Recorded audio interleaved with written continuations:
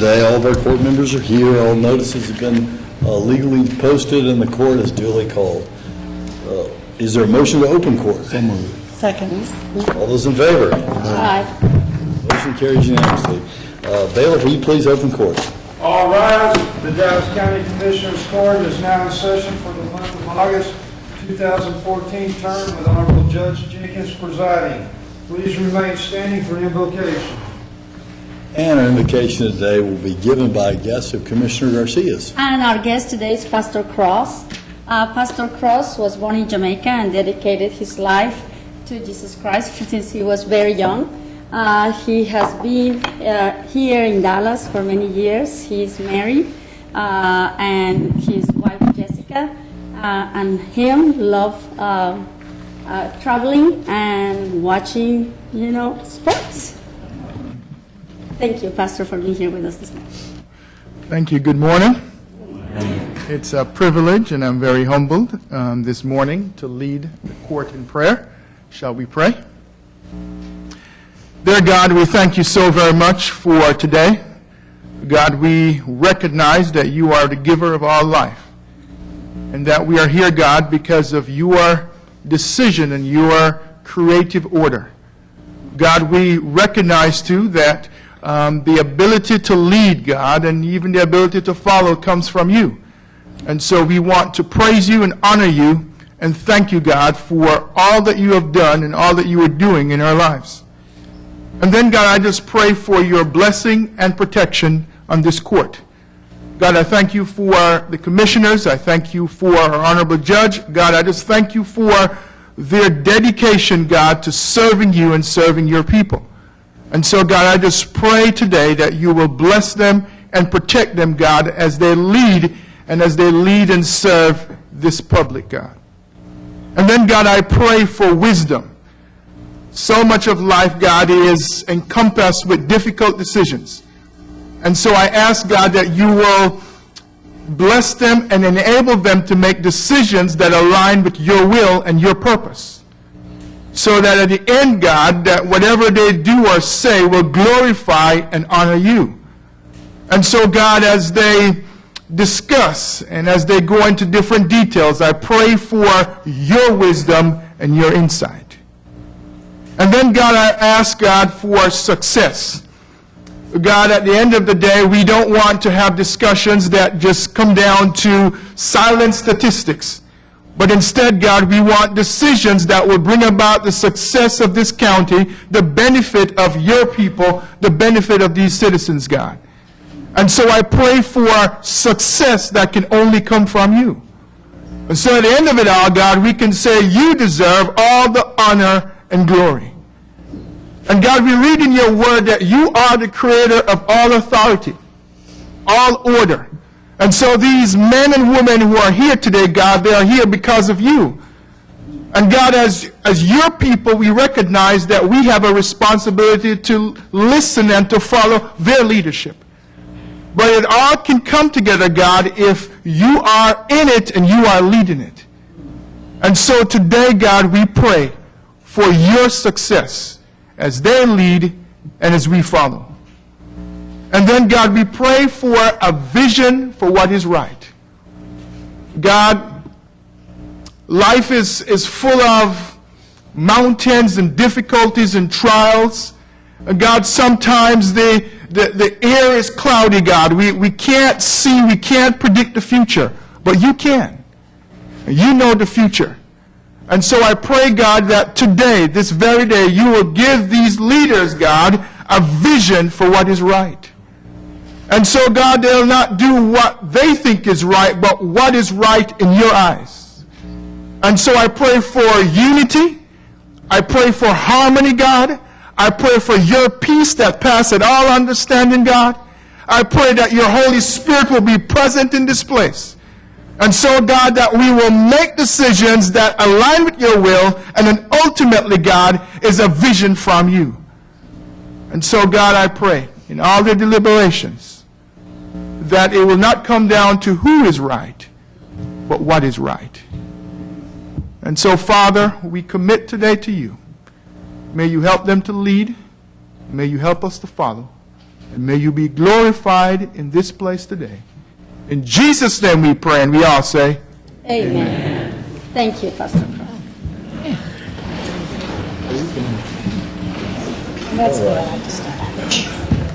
We have several resolutions today.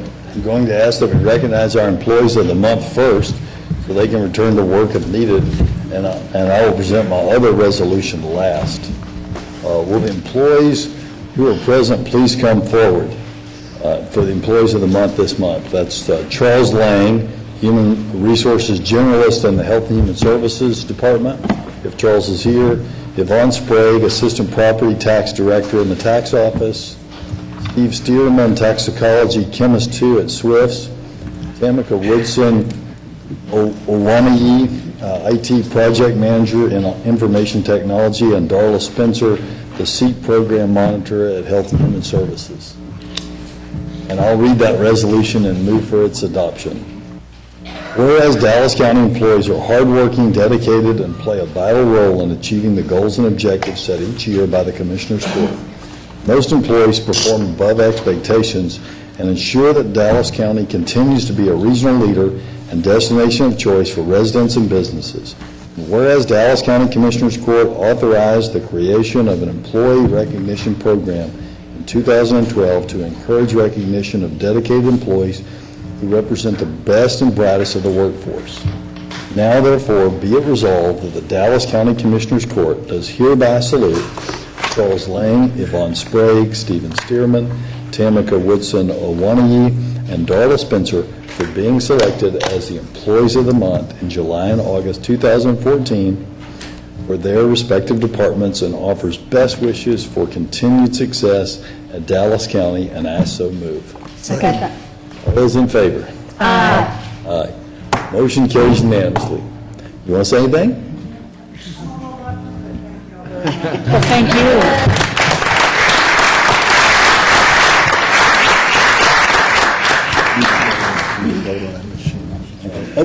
Oh, she got me.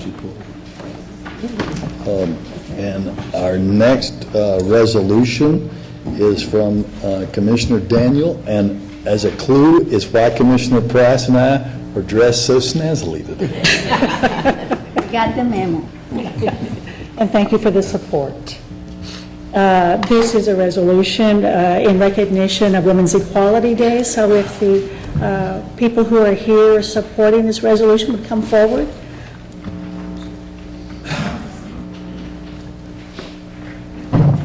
Thank you very much. Be it remembered at this regular meeting of the Commissioners Court of Dallas County, held on the 26th day of August 2014, whereas the passage of the 19th Amendment of the Constitution of the United States on August the 26th in 1920 prohibited any citizen from being denied the right to vote based on gender.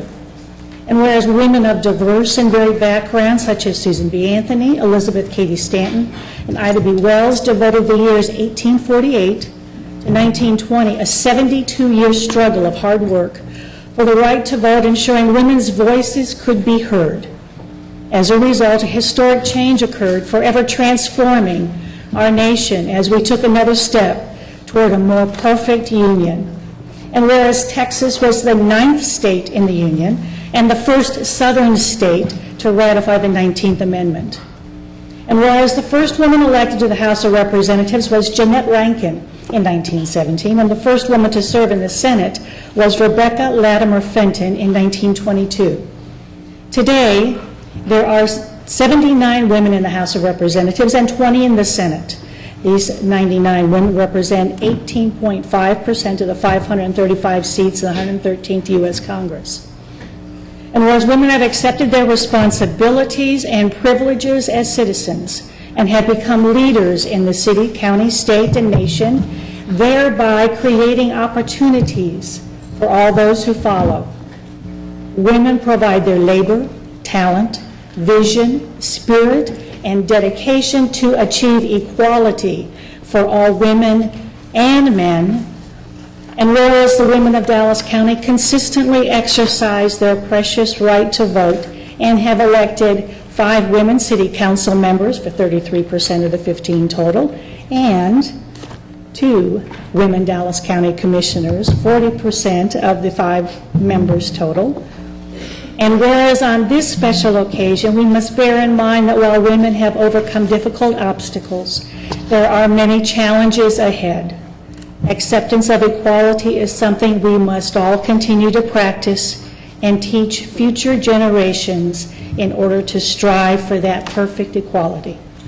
Now therefore be it resolved that the Dallas County Commissioners Court does hereby proclaim August the 26th, 1914 as Women's Equality Day in Dallas County, and I so move. Second. All those in favor signify by saying aye. Aye. Motion Okay. carries unanimously. And on this wonderful day, would like to introduce the president of Women's Issues Network that in fact has recognized this women's equality for a number of years. And she is the president of, I already said, the Women's Information Network. If you please come forward and introduce who you brought with you. Ms. Connie Hearn. Thank you, Commissioner. I have with me my good friend Ann Moy and Janelle Ellis, both members of WIN, and we want to just thank the court today very much for your recognition, and I don't think there could be anything added to what Commissioner Daniels' resolution has proposed, other than we are all here to say that representation by women is an important goal, and voting is what makes the difference. Thank you very much. Thank you. Thank you.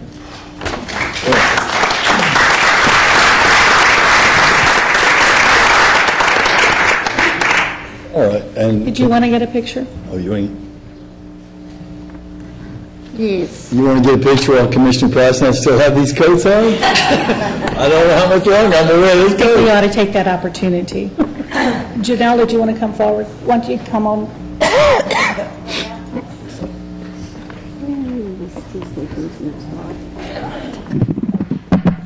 You all look fabulous in your white. This is in honor of the suffragists that we are wearing white today. Yep. Thank you. Very good to see you. Thank you, great to see you. Come all the way over here. Nice to meet you, sir.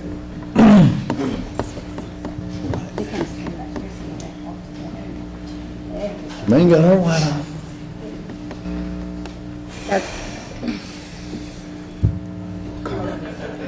I ain't gonna comment, because you know what I want to say. We didn't have to wear this one. Well, I'll finish it up. We're not done yet either. Yeah, right. Yeah, we'll keep working. Thank you all so much. Thanks Thank for you, I everything. appreciate it. Good to see you. Thank you. Then that women's suffrage, I thought we had a few Hispanic, African Americans. Why do you go to Yeah, I know, but hell, they didn't the delegation. Not everybody can make it on the TV. Yeah, that's fine. Then we need to reach an audience and just grab some, make it look like we were included. And before we get to the next resolution, let me take a moment of personal privilege before I take this coat off. I am going to be accepting the Ice Bucket Challenge today, thrown down by Miguel Solis of the DISD. Glad to do it, and we'll also make a donation for ALS research. But I want to point out something, and I want everybody's help on this, and I want the media's help on this. Each year at DISD, we have about 19 to 20,000 children who are enrolled in school who don't show up on the first day. And yesterday, I went into Shay's office, and she was having a mama talk already with some kid who has us and Trina Crosby on speed dial already from last year about why they're not showing up to school. So do everything that you can to encourage children to go to school now. You know, kids sometimes are nervous about that first day of school. There's bullying. There's all kinds of reasons not to go. But when they get behind, that's when they become truant, and when we really have a challenge to keep them up with their class and help them make it to the next grade so that they can graduate and go get a good job. So it's really important. ALS research is important, and this is important too. It's important that all of our children, any children that you know in your neighborhood or who aren't in school, that you do everything you can to help them get into school this week so they're not so far behind. With that, we'll go to the next resolution, and I'll take off this lovely jacket. Commissioner Cantrell has asked that he be able to go after you, if that's okay, Commissioner Garcia? That's okay. Okay. Our next resolution is for Dr. Marta Fellini. Dr. Fellini has been a vibrant force on the PDI New Life program. Dr. Fellini, can you come forward with the group that is here with you today? We are sad to see you go, but at the same time, we want to honor the hard work that you've done with PDI New Life. So as you all come forward to the microphone, I start reading the resolution, and it reads as follows. Whereas Dr. Marta Fellini from Newburgh, North Dakota, was born in 1971. She's an epidemiologist at the University of North Texas, UNT Health Science Center in Fort Worth. Her research focuses on comprehending cancer-related health variations and environmental exposures relating to cancer. She's an expert in using environmental and molecular data to understand causal pathways contributing to the etiology of cancer. Whereas Dr. Marta Fellini earned her Bachelor of Arts degree in biology from Purdue University in Indianapolis, Indiana, she also has a Master's of Public Health from Texas A&M, a Doctor of Chiropractic degree from Parker College, and a doctorate degree in epidemiology from the University of North Carolina in Chapel Hill. And whereas Dr. Fellini's last Prostitute Diversion Initiative, PDI, New Life Board term has concluded, Dr. Fellini served on the PDI New Life Board of Directors for 3 years, bringing valuable expertise in the service of one of the most vulnerable populations. Her academic research experience was instrumental to our PDI New Life group. She also contributed by helping to construct the PDI New Life annual reports, along with establishing the collaboration with UNT Health Science Center. And whereas the PDI New Life mission is to identify individuals engaged in prostitution and provide them an alternative to continued involvement in the criminal justice system and further victimization at the hands of promoters and customers of prostitution.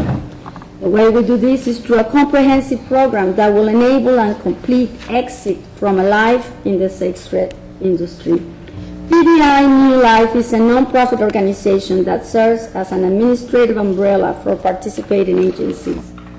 And Dr. Fellini has contributed towards several research projects at the UNT Health Science Center at Fort Worth, such as cervical cancer screenings in high-risk women with substance use disorders, which is an ongoing study since September 2012, and membrane androgen receptors explain epidemiology findings in glioma tumors, which is an ongoing study since October 2008. Dr. Fellini has written and published several journals discussing her research.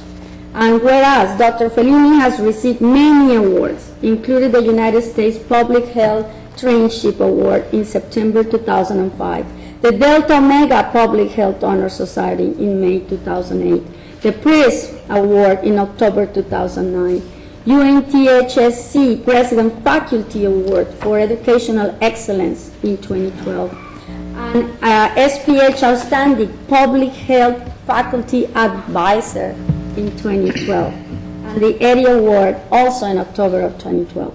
Now therefore, be resolved that the Dallas County Commissioners Court does hereby recognize and extend sincere appreciation to Dr. Marta Fellini for her dedicated service to the Prostitute Diversion Initiative, PDI New Life, and that she will be missed, and I so move. Second. All those in favor? Aye. Aye. Any opposed? Motion carries unanimously. Dr. Fellini. Thank you. Thank you. I want to thank the Commissioner Court for this great honor. And for Dr. Garcia has been a great leader for the PDI New Life. We have come a long way since it started in 2007. And as with any community collaborative, there's so many people that play a critical role. So I really accept this on their behalf. They're the boots on the ground. We look at the data and have been awed by the data. A lot of the data we've been able to publish, not only for our communities, but for the communities across the nation that are looking to Dallas as yet another program that is leading the nation. This program is a beacon and has caused legislation in Austin. So people have their eyes on Dallas, and we've been part of that process. You all have been part of that process, and we really appreciate, and I would encourage the Commissioners Court to continue to support this very needed program among our vulnerable populations. I thank you for your support, and thank you again, Dr. Garcia, for your leadership, which is very invaluable. Dr. Fellini, let me, I can't mention you or say anything to you without saying something to Sergeant Fellini. For those of us who have been around here since the inception of the program, we know that while you've done a lot of the work, he's really kind of been the portal in this community. As a police officer or in law enforcement, having seen the need, those midnights to 2 o'clock in the morning, he was probably the culprit to basically engage Dallas County.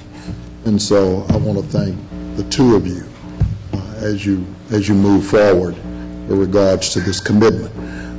Dr. Garcia and I have always discussed, me and the statistics don't always kind of agree in terms of the value for the input, but at the end of the day, I guess it's about one life. You continue to do that, so thank you and the team, but thank you, Sergeant. Thank you, Dr. Fellini. Definitely, I have the honor of, being working with all of you now for almost 3 years, and it's labor of love. Like Commissioner Price just mentioned, the stats not always, reflect all the work, all the volunteers, all the people that get together, every single PDI outing, working hard from the Sheriff's Department, all the way to Health and Human Services that has been instrumental as well. So, but it couldn't happen without the commitment of people like you that continue to analyze, study, and more importantly, seeing the effects of, prostitution in our community. So with that being said, thank you to all of you that were able to be here. Dr. Fellini, stay in touch. Okay, we don't want to let you go. We're not going to let you go, what am I saying? So thank you all, and I will have a little something on behalf of my office and everybody in PDI. Mr. Spencer is going to bring it to you, Dr. Fellini. It's a small token of appreciation for all the years, that you've been helping us. So thank you. Gracias.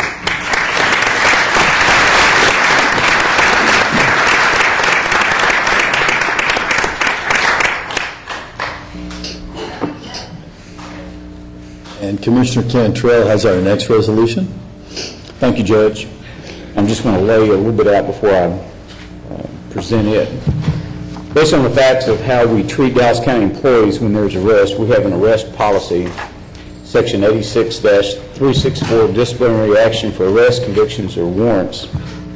I believe that we cannot sit idly by and do nothing when an elected official is involved. There are a number of factors that are considered when our human resources and the district attorney, along with the department head, determine what types of disciplinary action should be taken.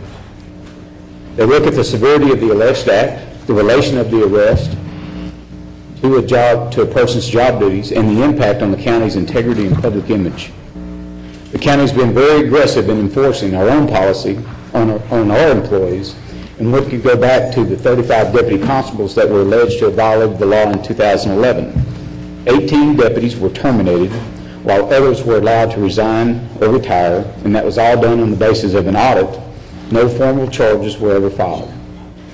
At that time, the county judge, along with 2 commissioners, held a press conference, and it was specifically stated, quote, "If there are criminal acts committed by those who are sworn to uphold the law, that is particularly despicable and will not be tolerated in Dallas County," end quote. Judge, that was your quote. Understanding that our policy applies to employees, I also recognize that we hold to a higher standard those individuals in positions of leadership and responsibility. Elected officials are not covered by our policy, but it is incumbent upon our elected officials to be held to an even higher standard than our own employees, who we have enforced the policy to the strictest standard. The state has adopted a statute that deals with official misconduct and has provided a procedure to suspend or remove an officer similar to our own policy in Dallas County. Therefore, I will read my resolution as follows. Whereas the citizens of Dallas County expect their elected officials to perform the duties of their office within the bounds of the law, define policies, and pursuant to that elected official's oath of office. And whereas the Dallas County Commissioners Court is governed by specific state laws and a Dallas County code that addresses conflicts of interest, disclosure of information, relationship of county with vendor representatives, non-acceptance of gifts, and code of ethics. And whereas Dallas County Commissioners Court is governed by the Dallas County Transparency Policy that addresses disclosure of campaign finance report, disclosure of outside income, no contact provision with vendors during the RFP/RFQ process, and the voluntary moratorium on campaign contributions during the RFP/RFQ process.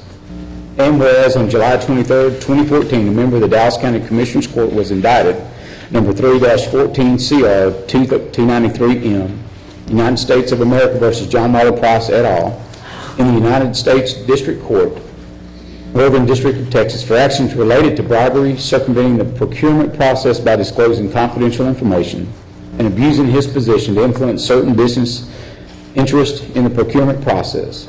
And whereas Dallas County Commissioners Court does recognize the fundamental protection for a person accused of a crime which requires the government to prove its case against any defendant beyond a reasonable doubt, and this court also recognizes its responsibility to consider the severity of the alleged charges made against an individual in relation to the scope of their duties and responsibilities, the impact of the arrest on the county's integrity and public image, and to prevent further harm to Dallas County and ensure citizens that the alleged actions are terminated.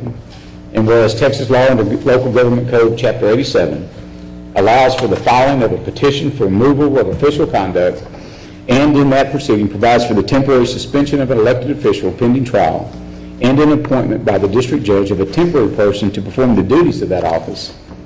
Now therefore be it resolved that the Dallas County Commissioners Court does hereby request the Dallas County District Attorney to proceed immediately with the filing of a removal action under Chapter 87 of the Local Government Code to seek temporary suspension with pay for Dallas County Commissioner John Marley Price until the completion of the federal criminal trial, and in addition to the suspension, request for a temporary person to be appointed by the district judge to fulfill the duties of the office of Dallas County Commissioner District 3.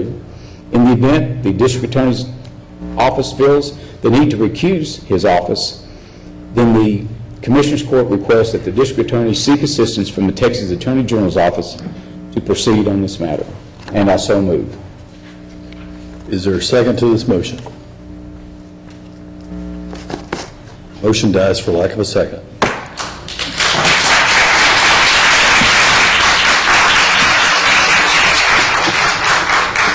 All right, and I have our final resolution today. This is a resolution, I'd ask that Ron Stretcher please come forward. And anybody here with the Mayor's Task Force on Poverty? Oh, and Zach, I didn't see, oh, you right there. And Zach, if you'd like to come forward, and anybody else, I know some people in my office were part of it as well, but I think Ruby was mostly on that, and she's in Seattle on vacation. So, but thanks everyone for their important work, and I'll read this resolution and move for its adoption. Whereas last year, the Mayor's Task Force on Poverty presented the Dallas City Council with findings on the state of poverty in the Dallas County seat, calling it an epidemic and urgent action needed by local leaders. Whereas the task force included more than 50 local thought leaders who spent countless hours researching data, collaborating with various agencies, and reviewing information before releasing this report to the Dallas City Council. And whereas the report cited startling facts about the state of Dallas's poor. In a 2012 analysis of 9 cities with an estimated population of at least 1 million, Dallas had the worst child poverty rate and third worst overall poverty rate. Additionally, Dallas had the second largest growth in overall poverty since 2000, and whereas the report further stated that 21% of the poor and 10% of the total population in our county seat lived in neighborhoods of concentrated poverty, compared to 10 and 4% respectively in the year 2000. Whereas the report concludes with the following 6 recommendations. Leverage earned income tax credit funds as economic engine and gateway. Take leadership role in the minimum wage. Champion the early childhood development campaign.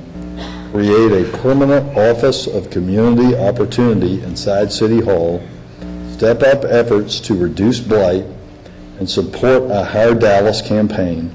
These recommendations represent a significant step in the fight to end poverty in our county seat. Therefore, be it resolved that the Dallas County Commissioners Court does hereby support the recommendations of the Mayor's Task Force on Poverty and support the efforts to fight the epidemic of poverty in our county seat, thereby providing Dallas residents with the best opportunity for achieving the American dream, and I so move. Second. All those in favor signify by saying aye. Aye. Any opposed? Nay. Nay, oh, okay. I'm sorry. So that's 4 supporting, 1 against. I beg your pardon, Commissioner.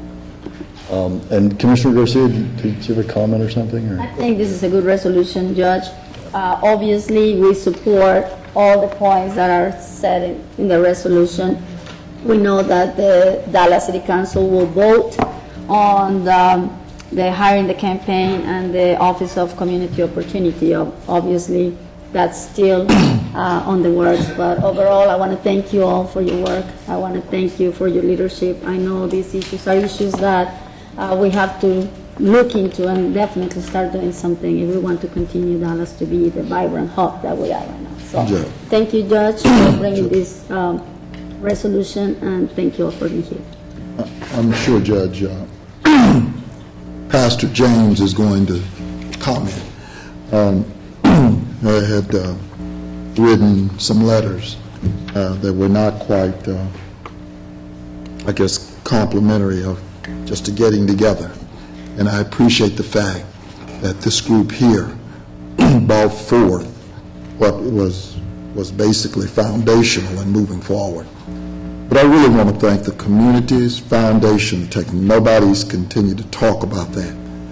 They said what we said 6 years ago. 6 years ago, they told us what to do. And one of the things I just wanted in the record is where Dallas is, San Antonio is, same demographic population, earned income credit. San Antonio's population, $64 million. And so I just really appreciate that being number one, and just thank you for the leadership and the courage to just push this out, and especially to the community's foundation. I'd like to follow up with that a little bit too, because people have noted that that bringing this kind of a group together has been done in the past. But I want to applaud your leadership in this, into continuing to fight it, because as we are famous for saying here, we are not done yet. Dallas County isn't done yet. And by all of us working together, would like to recognize that, yes, we're going to continue in this fight to see what we can do to make life for all of Dallas County residents a little bit better. So please, and all of us working together, let's see what we can do. So thank you for this. Thank you for your resolution, Judge. And more importantly, putting the money to make a change. That's the most important part. Pastor? Judge Jenkins and Commissioners, Pull that mic up just a little bit. we really appreciate your support today. Behind me stand a fraction of the dedicated people who worked on this initiative. We particularly have the EITC team represented today, and we're pushing forward with that. We need your help. We appreciate this. We need your help. Almost 30% of Dallas County children are poor. 196,000 Dallas County children deal with poverty every day. DISD's free and reduced lunch rate is 86, 87%, but in the county, just as unsettling, possibly more unsettling in ISDs in the county, the number of children eligible for free and reduced lunches is 75%. This is a pervasive problem. And as you know, poverty magnifies every challenge we face. It just does. And so I like to say, I don't like to say, but I do say, I've been heard to say more than once, that Dallas is really not the tale of two cities. Dallas is the untold tale of one city, a city isolated, without opportunity, without recognition, and without a chance to move forward. It is unconscionable in a city this wealthy that in terms of poverty, we rank third or fourth in the nation behind Detroit, Memphis, and Philadelphia. The time has come for us to act and to not excuse inaction.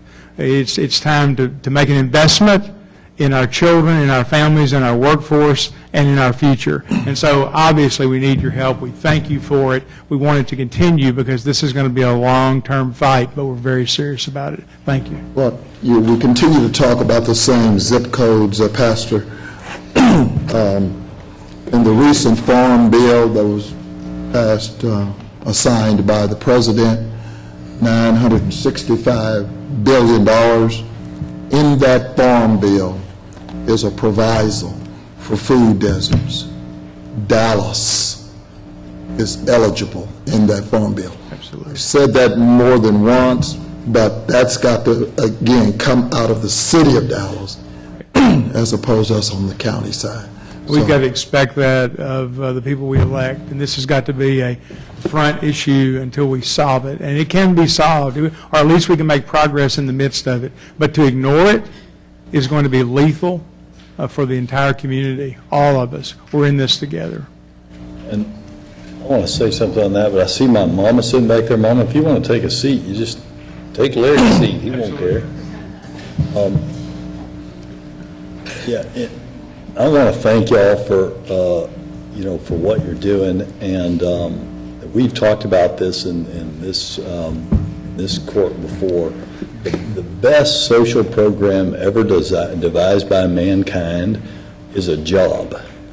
But that only works if you pay people a living wage so that if they work full-time, they can pay for life's necessities, pass on some sense of optimism to their children.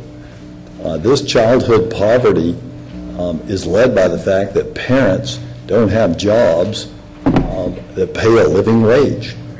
Mayor Rawlings and I and members of this court are speaking out about that, and we're speaking out against our own self-interest. Because for the last 30 years, the government has figured out new and inventive ways to separate their own employees from their benefits and from their retirement. Hire companies to hand them back employees who are managed by city and county managers who get benefits and retirements and who don't really report to the company that they supposedly work for and get a check from. And those people are throughout our cities, not just Dallas, but all 26 cities and in this county, and they're making minimum wage or close to minimum wage. And it is hard to sit up and talk about poverty, and as much as these things are good things, it's a good thing that we help people file their earned income tax credit, but we need to put our money where our mouth is. We need to make sure that if you work for Dallas County and you work full-time, you can pay for life's necessities. And we need to cut through all the excuses and all the reasons why we can't pay people a living wage and find a way in this county and in this city to pay a living wage, because we set the tone. And businesses aren't stupid. And when businesses hear us talk about poverty and wring our hands about poverty while we pay people $7.50 to dump trash and clean our toilets, they know that that is posturing. The mayor and I and others are trying to take this beyond posturing and make it into something that means something. So I want to thank you for helping do that and for leading the charge on that. Thank you for your leadership, Judge. And all of you, thank you very much. Thank you.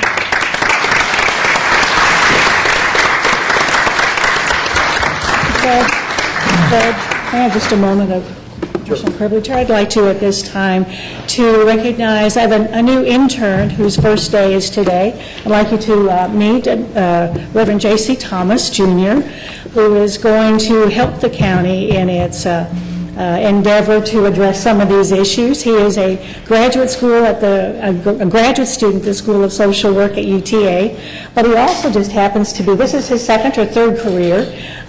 He also just happens to is a reverend. He's also worked in other universities, and he's a veteran.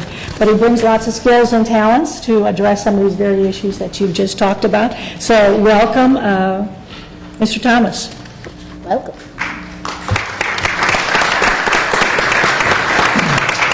I'm going to take a point of personal privilege as well. Dr. David Boyes is a new assignment to the St. Luke Community United Methodist Church. He is a new minister here, and he and part of the delegation. So, and I see Pastor Wilson coming in all the way from Hamilton Park. Good to see you, Pastor. Dr. Bowie, I'd ask you to please stand up so that we can.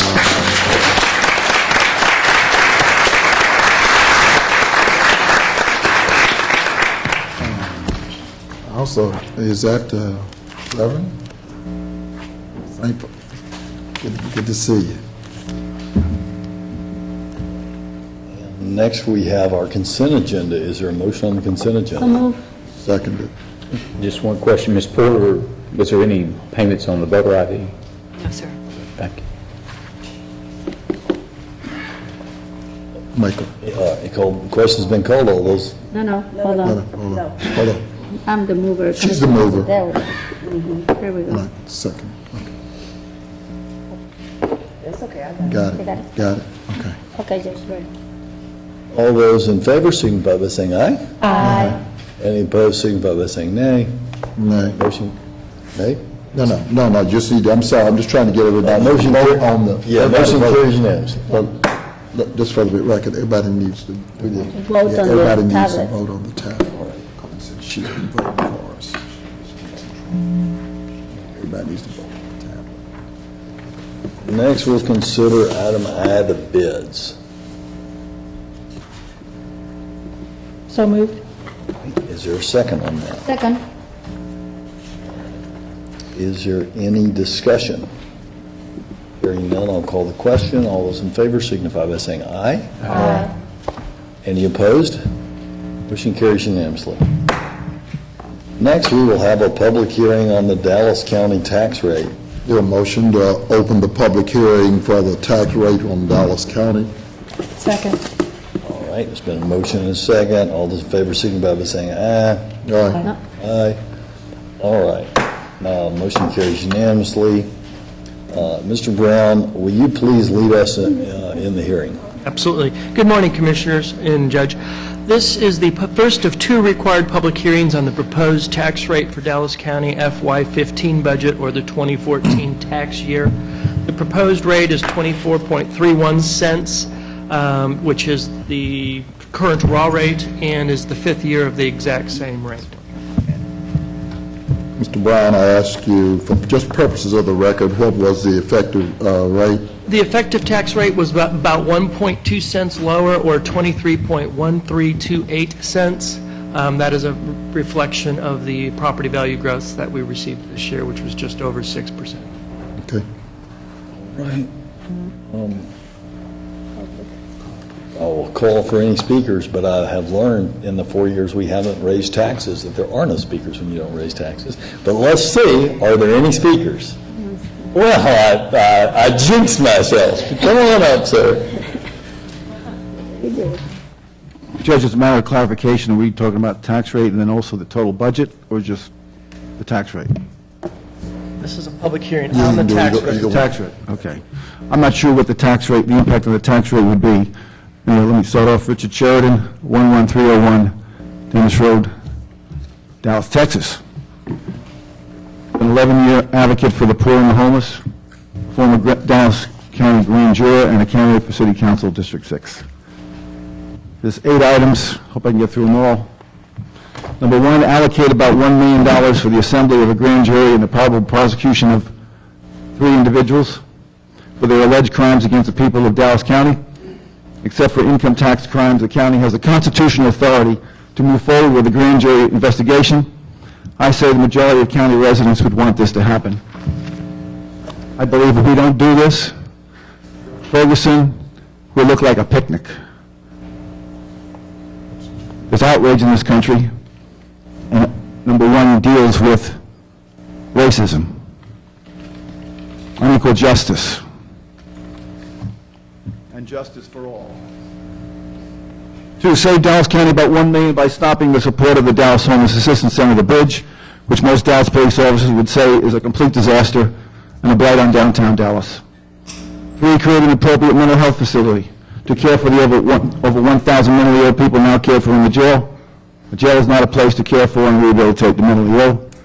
I believe our good sheriff has stated this publicly. Certainly wealthy people wouldn't see any merit, would strongly object to having their mental health rehabilitation in a jail.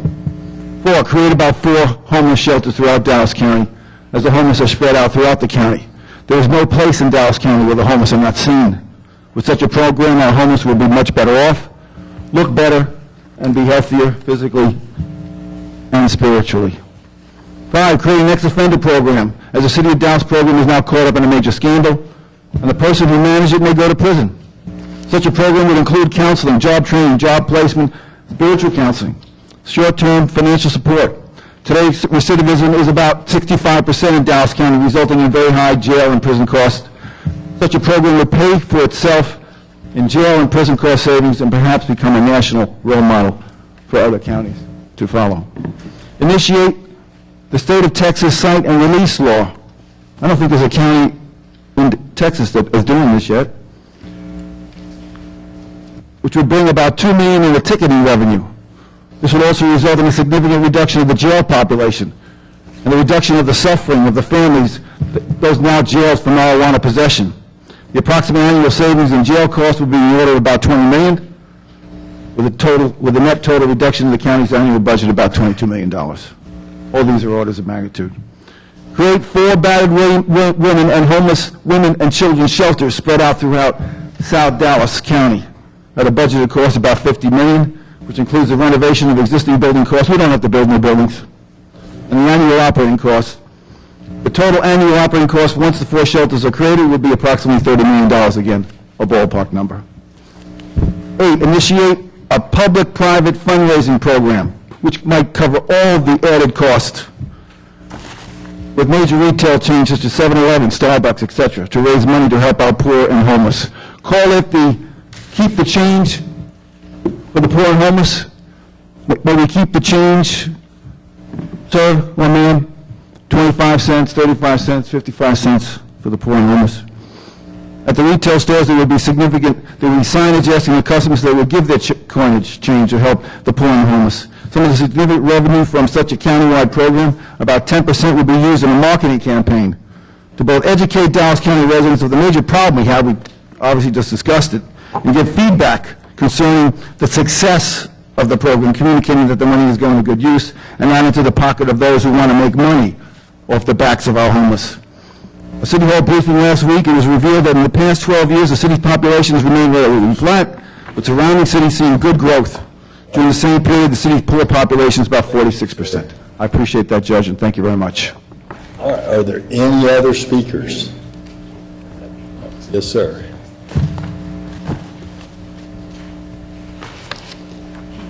And sir, this is speakers as to the tax rate. We also have public speakers at the end as to other things. Are you speaking as to the tax rate or something else? Well, it's included, it's involved. Okay, well, come on. Thank you so very much. My name is Randolph Shaheed. I'm the president and founder of XO AAA, Ex-Offenders of America Alumni Association. I live in DeSoto, and the purpose of this forum is to discuss the tax rate, tax increase, and things of that nature.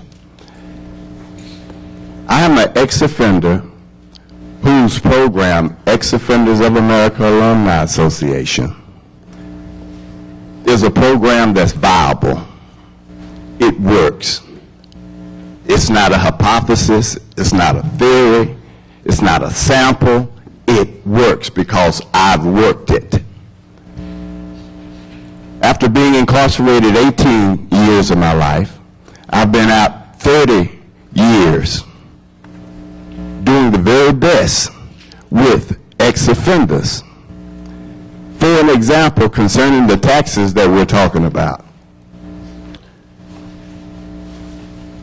to supervise my stay out of prison costs $54 a day, times 30.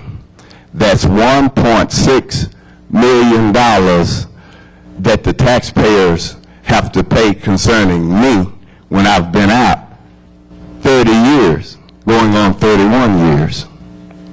And that money that the taxpayers is paying for me to do the right thing could go toward the schools, could go toward Sarah Zoom Walk that's ranked at the bottom.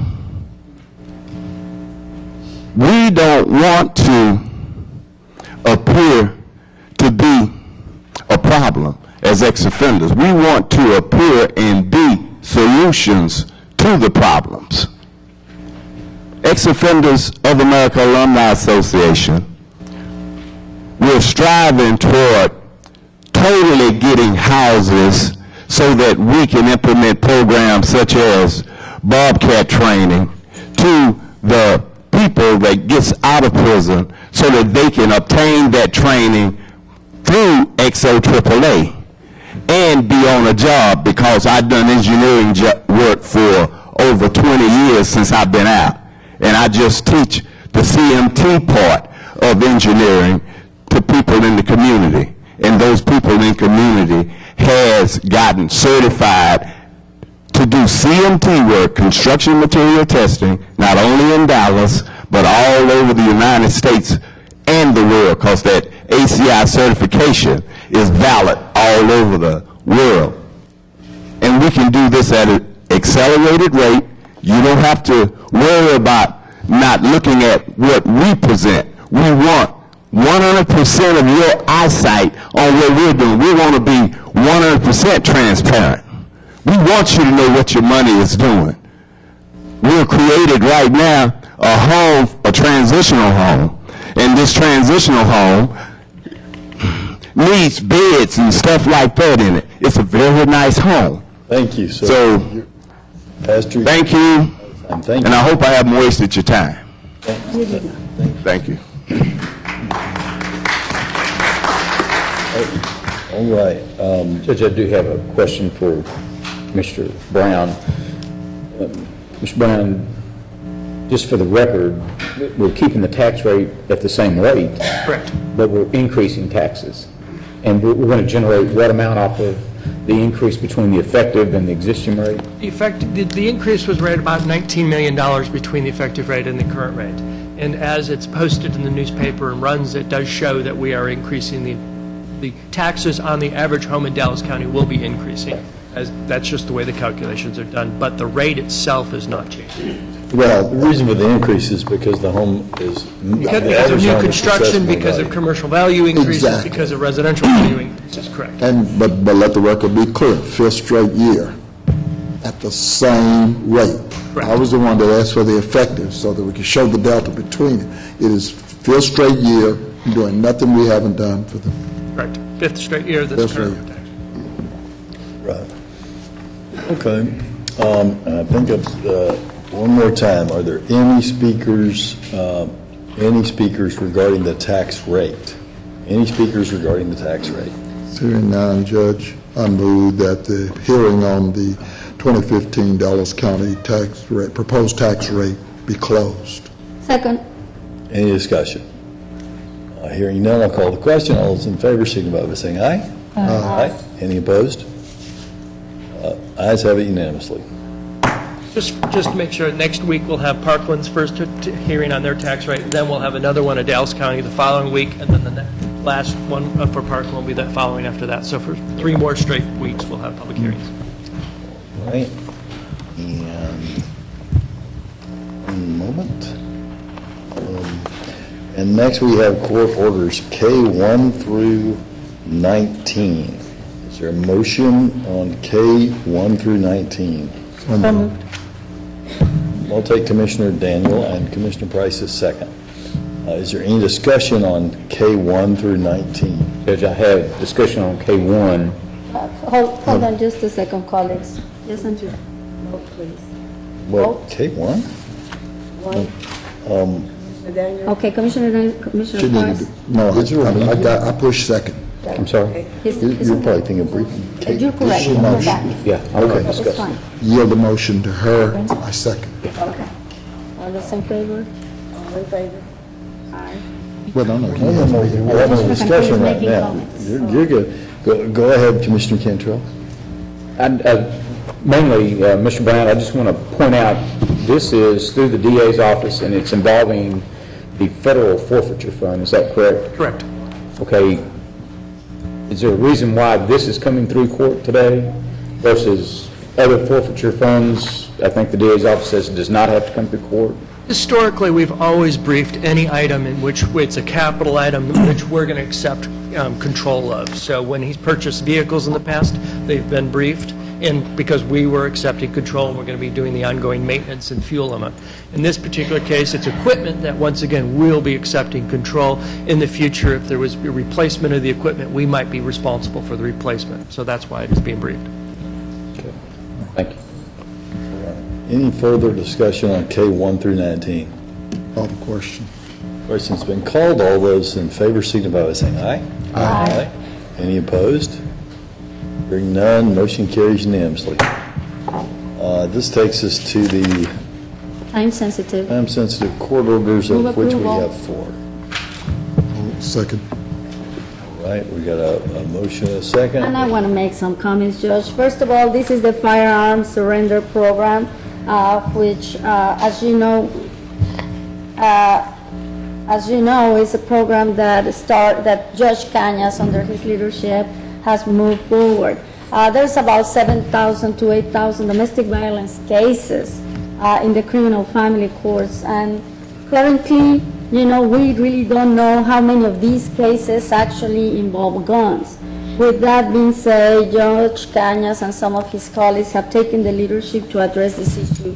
And I believe this project will create a uniform process for all the different courts to handle domestic violence that they believe there can be or will be guns involved. So with the leadership of Mayor Mike Rawlings, as well as the Dallas Domestic Violence Task Force, I believe that, this is pretty much closing one of the loops that we have had in domestic violence, and under the leadership of Councilwoman Jennifer Stubble Gates, this have also come forward. I also want to thank to all the people that make this possible, and that includes the Sheriff Department for providing a part-time deputy to act as a liaison between the courts and DFW Gun Range, which will be the entity that will be storing all of these guns. So with that, I think we're moving a step forward when it comes to domestic violence in the city of Dallas, and it's always good news. As a former chair of the Domestic Violence Task Force, I'm very glad to see the connectivity and the work that everybody's doing together, and the leadership of the judges has always been instrumental and very needed. So thank you so much, and Judge Cañas and all the judges, hey, great job. Shut up.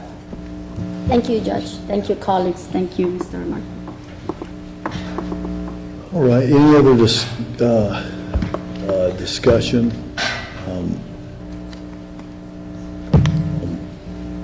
Any other discussion? Well, one quick question on the Chartwell staffing. Can Zach or somebody tell me how we go over, and are they still working there? What's the status of that? That's the nurse. That's the The nurse nurse. that- The nurse. Nurse, right. Yeah. The nurse. How it went over is that we normally go through purchasing and HR in terms of closing out on the payments on this. So this is where we are at this point in terms of this payment process. But We're not. we're paying, what we're paying for is stuff under the contract. They didn't work longer than the contract called for, right? It's just that we didn't pay them at the end of that contract. We're paying them now. Right. Okay. Any other questions or any other comments on anything? Hearing none, I'll call the question myself then. All those in favor signify by saying aye. Aye. Any opposed? Hearing none, motion carries unanimously. All right, this takes us to our briefing session. Mr. Martin, would you take us through our briefing session? Good morning, Judge, Commissioners. Item 1 under Budgets, authorize the attached fiscal year 2015 elected officials' salary schedule for the officers noted and direct the Office of Budget and Evaluation to place all necessary legal notices and give written notices to all elected officials in a timely fashion. And I Ms. Taylor has a comment. Dr. Taylor has a comment on that. The only change that we would recommend the court look at would be under operational impact. It says during each fiscal year budget process, Dallas County makes a recommendation on compensation for all county employees, including elected official. That should be for all county employees and elected officials, because elected officials are not employees. We just always want to make sure that's clarified. So instead of including, it would be and elected official, just a minor change. And I just want to put, thank you, Dr. Taylor, for that clarification. I think it's important. I will be voting for these colleagues. However, I will not be taking the salary increase. I haven't taken any of the other two, and I will not be taking it this time again.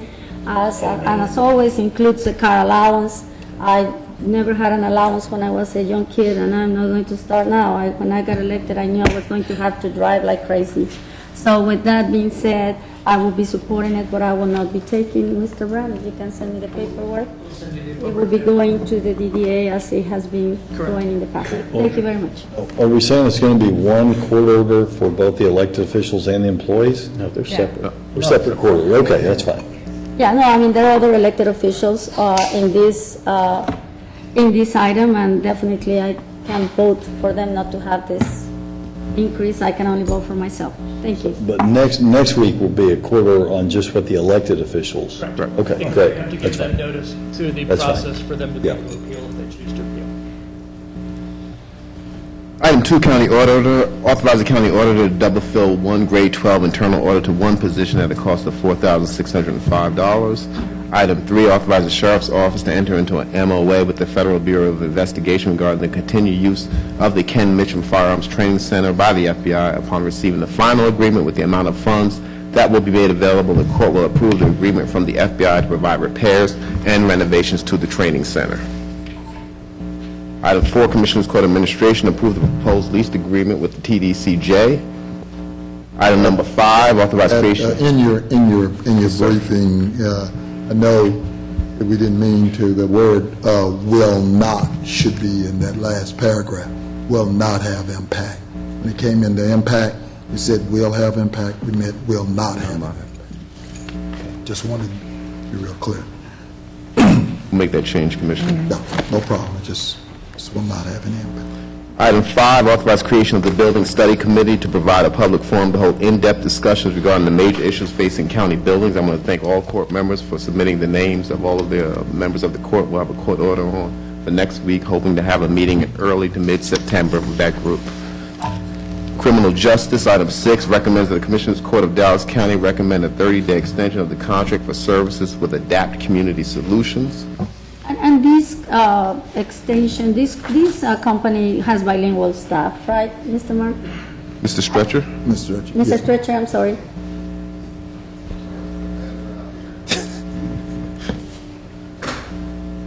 Yes, ma'am, they do. Thank you. This is just a 30-day contract extension. Somehow, we had the court order read August 31st, and it should have read September 30th. We'll be bringing all our contracts back here in a couple of weeks for their full annual extensions. Somehow I missed this one. Thank you. Thank you so much, Mr. Stretcher. Thank you, Mr. Mark. Thank you, Mr. Stretcher. Health and Human Services, number 7, approve the pharmacy services contract with Mr. Howard Aldridge, Jr. for pharmacy services. Item 8, approve the award of fiscal year 2014 Ryan White Part A supplemental funds in the amount of $3 million for service provided as reflected in attachment A in your briefing. Item 9, approve amendment number 1 to the LIHEAP Weatherization Assistance Program contract as described herein and as attached in your briefing. Juvenile number 10, approve the interlocal agreement with Parkland Health and Hospital System for nursing services at JJAEP. Number 11, operations, approve the annual maintenance grant contract with the Office of the Attorney General and maintenance renewal agreement with APRIS for continued participation in the Texas statewide automated victim notification system. Planning and Development, number 12, recommends approval of work order number 2, authorizing Civil Consulting Group to provide additional professional services as described in Attachment A, associated with the preliminary 30% design phase of Honey Spring Cedar Crest Trail. Item 13, approve the attached supplemental master local agreement between Dallas County and the cities of Cedar Hill pertaining to transportation-related maintenance, specifically roadway striping on or about certain designated roadways situated within the city of Cedar Hill. Item 14, approve the attached project-specific agreement between Dallas County and the city of Carrollton, Texas, Road and Bridge Districts 2 and number 4, pertaining to the aforementioned Type E roadway improvements consisting of asphalt overlays in the 2,100 to 2,000 blocks of Denton Drive in the city of Carrollton. Purchasing number 15, approve the final extension of bid for the annual contract for the purchase of tray sealing film as awarded to Translo Wrap Company. Item 16, Purchasing Department and Communication Operations Department recommends Commissioners Court approve and fully execute attached contract for inmate phone video visitation services between Dallas County and Securus Technologies, Inc. This is for RFP for proposal for inmate phone video visitation services. Item 17 recommends approval of the online animal auction, and Road and Bridge number 1, approve the engagement of Denise Cheney, Bickerstaff Heath, Delgado Acosta LLP. Hang on, let me jump back to 16. I've got, as I've said every time this has come up, I've got serious concerns with the way this was bidded and with the way this is headed. And I've asked and received legal advice from the DA that we can't disclose the underlying contract. So in doing that, I would like to, and I'll be getting with the DA this week, I would like to be able to retain, by giving them a quarter or something, the group that is headed by Jesse Jackson and the Prison Policy Initiative and some other groups that are looking at this, because these companies are separating people from their money at record profits. Second only to the pharmaceutical companies, these prison profiteer phone companies had a profit margin of $1.5 billion last year. They are the second fastest growing business besides pharmaceuticals in America, and they are similar to payday lending companies, going to lead to poverty and heartache in our county if we let them. And I, for one, do not want to turn this into a commission-based way to make money. The system should pay for itself, and that is all. And I'm troubled that we cannot let the public know about a contract that is this lucrative before voting on it. Judge, you're wanting to disclose confidential information of the bid, and the law specifically states you cannot do that. So I don't understand what your problem is. Well, do you disagree with state law? My problem, Commissioner, is that this effort throughout the United States that we can choose to not become a part of, to find ways to charge people exorbitant amounts of money to be able to speak to their loved ones in jail, it is a problem. And furthermore, the way we went about bidding this is a problem. You mean the bid that you voted for? The bid that I objected to when it came out, that I said we do not need to bid this way. We set up a bid where we said companies that will provide us with a no-cost solution, which is just another way of saying we'll charge all of the fees to the families and won't charge us any money. And it takes out of the process companies that charge families less money. And what I was told by the then purchasing director is, well, we're going to fix that in the bid process, and we're going to ensure that the bid is changed in that way. Well, the companies that charge the upfront commissions are the people that bidded, and that's who we're looking at now. And I believe this bid process is fundamentally flawed. And I believe that the direction that we're going as a court is not a good idea. And I would... Judge, there are two rules of thought on that. The individuals that do get arrested and that cost other law-abiding taxpayers money to run the overall criminal justice system, there is some belief that maybe that cost ought to be passed along to those that are involved in that particular situation. I agree with that belief. Yeah. But that's done through fines and fees on people who are found guilty of crimes, not on the children of people who are incarcerated. We're trying to add additional mechanisms in the system that need to be supported by those that are utilizing those mechanisms in that system. No, I'm not, Commissioner.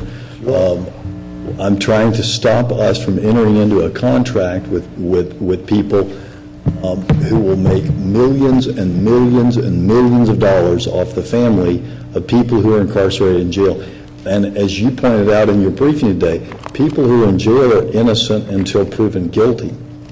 And certainly the children and the mothers and the wives and the husbands of people who are in jail had not been charged with a crime. So you're going to pass that cost along to everyone else? No, I'm going to make sure that it's truly revenue neutral and not another revenue source and not another way to increase poverty in our community by again, putting it on the people who are the least able to afford it and who have the quietest voice. And Judge, I believe that, while you're right in the argument, I believe that, we have to have the best system. The reality is this body has the opportunity and the power to refuse all the bids if that comes to that need.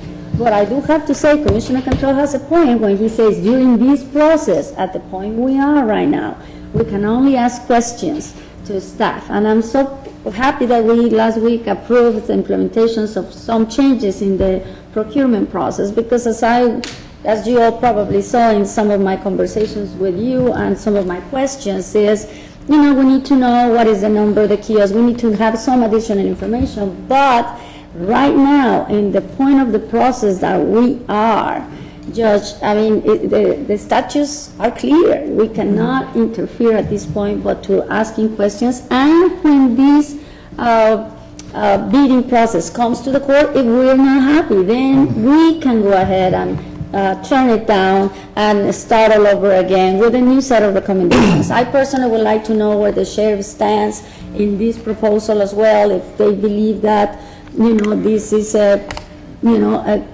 good bid and how many kiosks will be necessary. I already sent my questions to Mr. Martin, but at this point, we have to be careful with what we say because they're still in a bid process. Respecting your concerns and appreciating those concerns, what options would you suggest that we have at this point? Well, and this is a request I'll make to the DA. Let me be more clear. When I say that I want to discuss this bid with members of the public, I'm not talking, I personally think on a bid like this, the public ought to see what's going on. We can't do that. But let me be a little bit more direct. I want to talk to experts who are not phone or video companies that compete against these companies.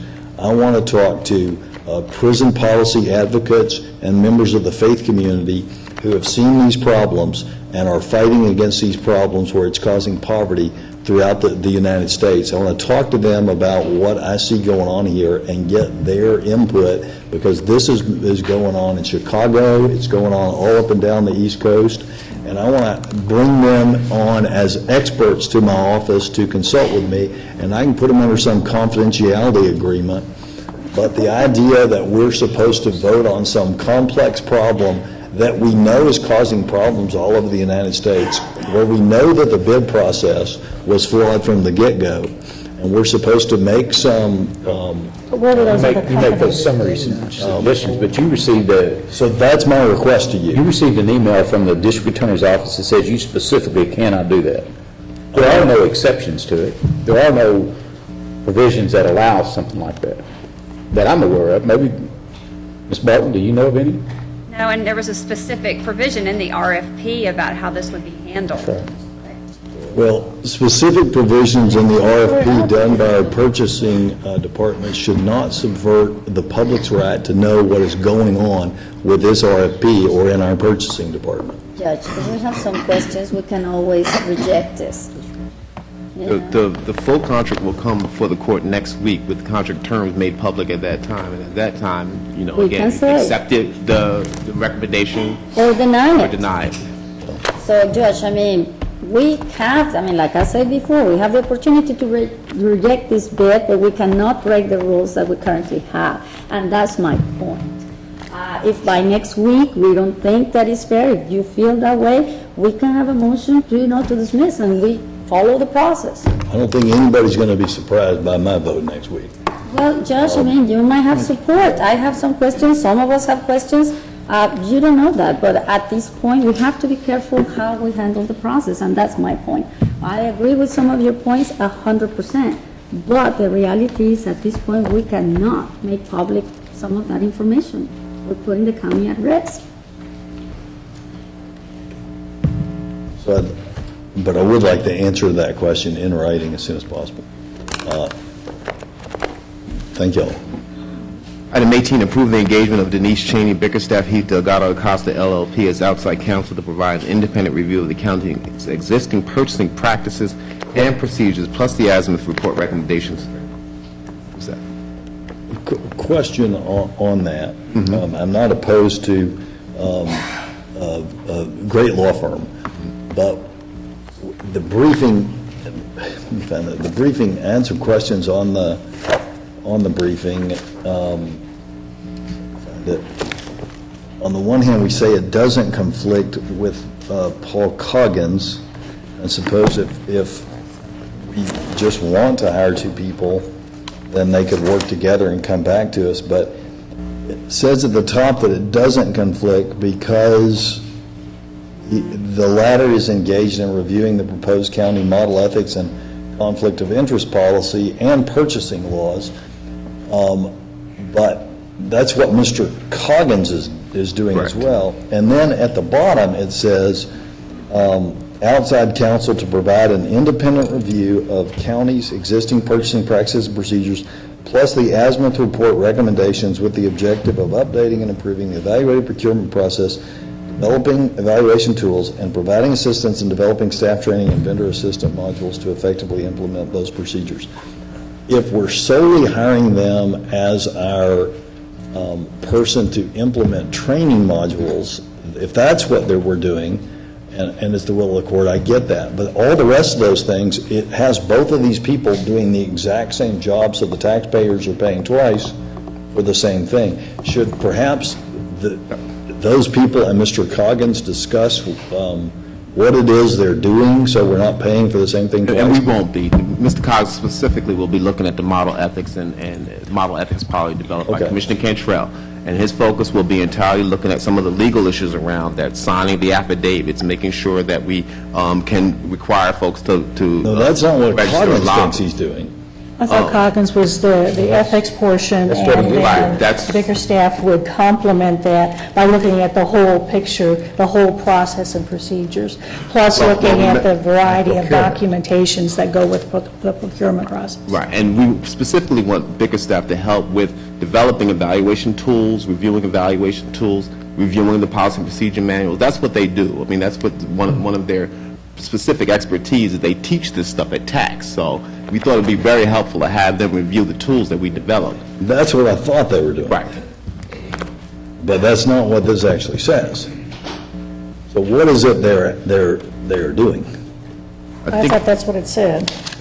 Well, it says that they'll provide an independent review of the purchasing practices and procedures plus the azimuth report recommendations with the objective of updating and improving a value of procurement process. Right.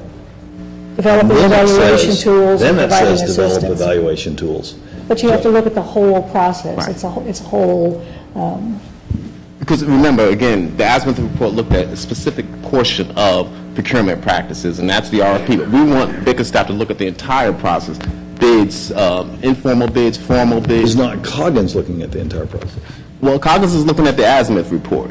The Azimuth report looked at a small portion of purchasing practices, which is No, the that's not evaluative what Coggins criteria. told me. Coggins told me the Azimuth report is a great starting place, and that he's going to look at some of the problems that he saw in Dallas ISD and Houston ISD and add to the foundation of the Azimuth report. He's not reviewing the Azimuth report to see if it's a good idea or not. No, I'm not saying he is. I mean, Okay, so if he's adding to all the procurement practices he thinks are necessary, do we, I'm not opposed to it necessarily, I'm just trying to understand it, or are we just asking two independent voices to give us their recommendations? Our goal is not to duplicate anything between Bickerstaff and Coggins. Okay. We'll be working together, we'll make sure we work together with both of them. But specifically, I want Coggins, and I believe, speaking with Ms. Nelson and Mr. Heichel's work, we want him to look at specifically the model ethics policy and legal issues around our procurement practices. We want that to be our focus. Bickerstaff, we really want to look at the practices and procedures that go on in the department, and the operational tools that we develop in the department, to review those issues. Those are two separate things. Our model ethics and transparency policy deals with things like commissioners, what commissioners are allowed to do, whether they're allowed to receive a lunch from DART, or whether they're allowed to throw out a baseball at a baseball game. That's not we don't have a problem with too many commissioners going to chamber lunches. No, but remember, Commissioner Cantrell expanded that in his model ethics policy. Some of the things he wanted to look at were specific to procurement practices, and that's what we wanted Coggins to look at. I envision Coggins looking at something, and that's fine if Bickerstaff is looking at it as well. I'm not interested in, for $25,000 of the taxpayers' money, a lawyer signing off on a document where commissioners promise not to do something that they're legally required to not do anyway. I'm interested in fixing our procurement practices here. And we voted for Paul Coggins to look at and spearhead that charge, not to be diverted over into looking. not exactly what it says on what we did vote on last week. What do you? So what the does it say? recommendation was that the court authorizes the engagement of Paul Coggins as outside counsel to join with the district attorney's office in reviewing this policy and the county's purchasing laws for legality, consistency, and completeness, and to make necessary changes to accomplish the same. Therefore, it is looked at that the next step in that is to review the evaluation processes, and then what do we do with our staff, the vendors, in the relationship with the elected officials. I'm not opposed to Through it. Bickerstaff and through what they do, that is that's exactly what they do for the state of Texas in continuing education trainings. And that's what I understood we were doing, is process. they were going to help us develop our continuing education. And I'm not opposed to them doing something else. I don't want to divert the people the taxpayers are already paying money to some, They complement, that their an activities errand that complement each other. doesn't do anything to improve procurement. We won't. We won't. They won't duplicate each other. We're going to work closely together. The three parties will be working very closely together. We'll make sure that And that then how does not much does happen. this one cost, by the way? They're both up to $25,000. Up to $25,000. Might be less. Right. And then they actually talk to one another. Oh, they will. We will make sure that Have happens. they talked to one another? They have not yet. We haven't engaged we haven't these folks passed yet. this, Josh. I mean, But how did you- we've had conversations with both of them separately. We're in communication. But we haven't engaged them yet. So Since can't we put have them engaged together. one, let's go ahead and have that one talk to the other ones. I'm not opposed to engaging Bickerstaff, they're great. But I'd like to know before we spend the taxpayers' money or promise to spend it, that they have some idea of who's doing what, and that they're not duplicating each other, and that they're going to do it in a cost-effective way. Because right now, it sounds like we've got a lot of good people who want to look at things, and we're going to figure out later how it is we're going to divvy up the work. And I don't know if that's the best way to go about spending $50,000 of their money. Well, we've got people with reputations for doing particular types of work. they're fine And people. Mr. Coggins, with his reputation in the community, looking at the ethics and looking at those relationships, with the reputation of Bickerstaff in the state, in doing exactly this kind of work for counties, No, they're- looking at the processes. They're fine people, and I want to support The y'all. complementing activities of Yeah. these two groups would seem to be ideal for what we want to do, to look at the whole picture and to make us as complete of a review and assessment of where we are and how we can move forward in the best ways. What are those next steps? The two groups coming together can offer us that assistance. And Judge. I don't want to support you, I just would like for them to talk to one another, and let's find out how they're going to go about doing that. We will, and we'll separate out the duties and we'll bring that Definitely, you forward. bring a valid question to the table, Judge. Staff has put together, as you have seen, a model that they want to go based on what Commissioner Daniels, Commissioner Cantrell, and I have put together. Now, they believe that these pieces will, these two law firms can put together this.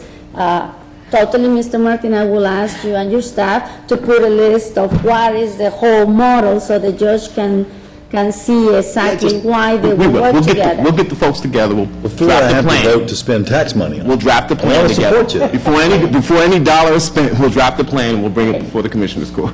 Thank you, Mr. Martin. Thank you. And item 19, I believe Commissioner Cantrell wants to hold that for a week. Yes, Mr. Martin, I received an email this morning from Ms. Nelson, who is the chief of the division. She stated here that due to a pre-existing, long-standing commitment, the district attorney is out of town and she's with him. And if I'd have known that ahead of time, I'd have waited until they were back in town. So I'm going to pull it, allow them an opportunity to be in court when we discuss that. Thank you, sir. And that concludes your briefing agenda, Judge. You have 13 speakers. Bring up. Bring up. Bring up. Awesome. All right, our first speaker, Bevel, please read the rules of decorum for our public speakers. All Commissioner Court attendees are hereby advised that this meeting is conducted in accordance with the provisions of Dallas County Code, Section 74-71. Visitors and registered speakers are to preserve order and decorum at all times. Personal, profane, or slanderous remarks are not appropriate and will not be allowed at any time during this public meeting. Any and all applause is to be kept brief in observance of time constraints.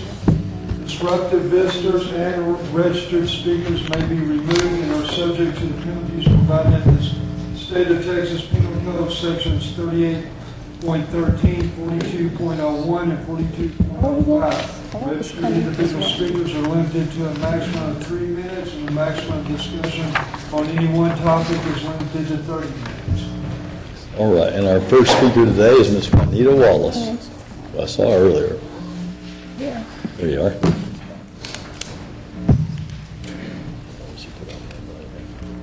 Good morning, Dr. Wallace. Juanita Wallace. Office is 1617 Panama, Dallas, Texas, 75215.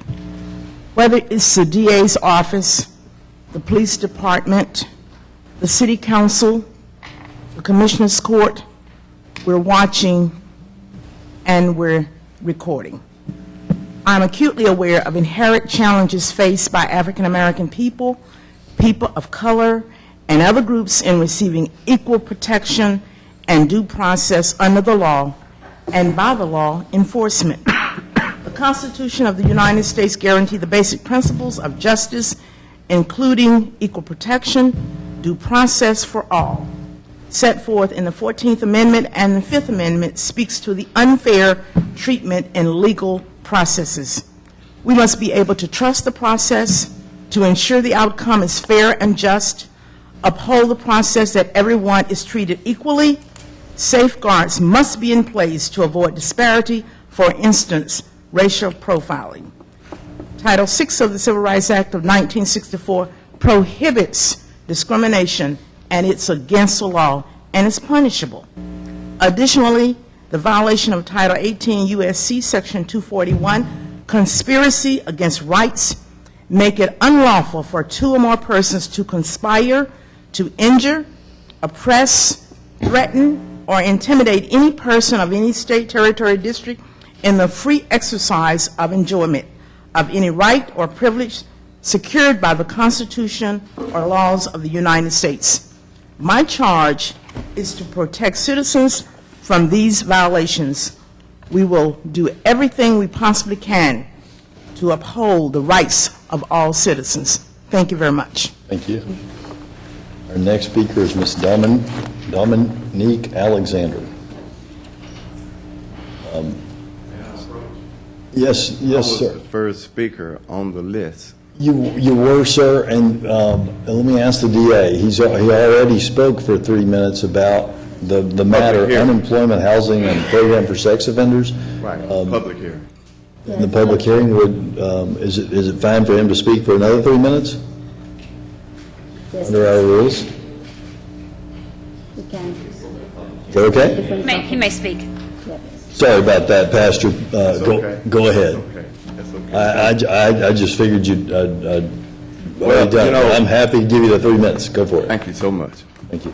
Again, I'm R.U. Shaheed, President and founder of XO AAA, which is Ex-Offenders of America Alumni Association. I've heard a whole lot of things this morning concerning phones and concerning inmates. I think I'm an expert. Anytime you have a problem, I feel like you should ask me or at least get my opinion, because I think I know how it works out here, to be out here and to be successful. I'm here to represent through XO AAA those of society that have broken laws and have paid or are paying by serving time incarcerated. Like me, some of us fell through the cracks. Some of us learned, we got some knowledge from the higher power, so we don't go back to prison. So we protest by not going back, by being productive and conducive in the society. There are programs after programs that are supposed to solve problems. Well, if you have programs and you putting taxpayers' money in it and it's not solving the problem, it's a no-brainer. Implement programs that work, not sometime, but every time. XO AAA has a program that works every time, not sometime. We know how to alleviate the poverty out here. We know how to alleviate ex-offenders going back and forth through that door of recidivism, because I haven't went back in 30 years and doing the same thing that I perpetuate. For example, again, people are being released from prison and they have to be supervised, and that means that those people that are supervising are getting paid $54 a day for supervising these individuals. Again, times 30 years is $1.6 million on the taxpayers' back. Something is wrong with that picture. Let's take that money that you're wasting, putting on my back. I'm not saying that you're wasting it. I'm just saying we have to look at things, rethink a thing, and then redo a thing so that transformation can take place in the community. We're in need of an initial $75,000 to facilitate the XO AAA transitional home. We're in the process of coordinating this home, changing this home for 12 to 16 ex-offenders to help them on their way. And there is solutions to the problem. There has to be solution to the problem, because if there's a problem, I know for a surety there's solutions. If we can just set a time where you can tell me and show me the problems, at least give XO AAA, since it's about offenders not going back, give us an opportunity to present the solution. Thank you so very much. Thank you, sir. All right, and next is Dominique Alexander. Well, I had a nice speech, but I guess since the resolution of John Wiley Price was earlier, whatever, I'll just speak afterwards. My name is Dominique Alexander. I come from an organization, the Next Generation Action Network of 21st Century Kids. Understanding, and we would like to acknowledge the court and the commissioners from earlier being able to protect our rights to vote. With finding out the information that John Wiley Price occurred, he still was yet voted back in. And we would like to thank the Commissioners Court for protecting our right to vote. We voted him back in. He went against 3 people with that.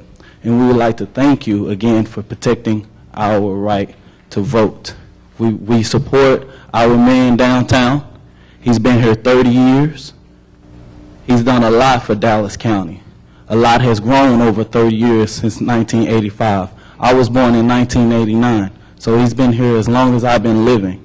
And the city, the county has grown tremendously. We would like to thank you for your support for John Wiley Price District 3. On behalf of me and my organization, we support you in District 3. I grew up in Oak Cliff, and we just also like to commend him for standing strong and standing tall during this time or whatever, and knowing that District 3 supports you, and the Next Generation Action Network supports you, and anything that we can do to support you during this time, we ask that you just stand strong.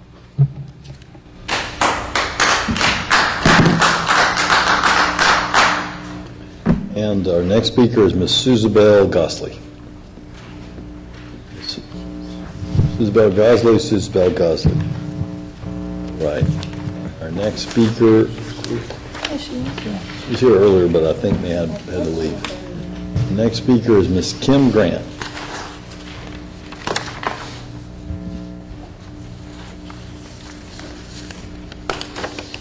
Good morning. My name is Kim Grant, address 320 Regal Row, Dallas 75247.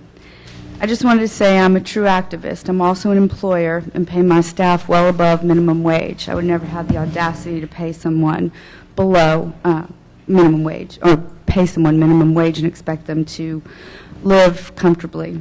I can't imagine in this day and age how anyone lives on the current minimum wage. While the cost of living rises and the wage stay the same, people who live in this wage are forced to rely on other sources of income, having a couple of jobs, government, public taxpayer programs, or resolve to selling drugs or robbery. An increase to wages stimulates the economy and is at no cost to the taxpayers.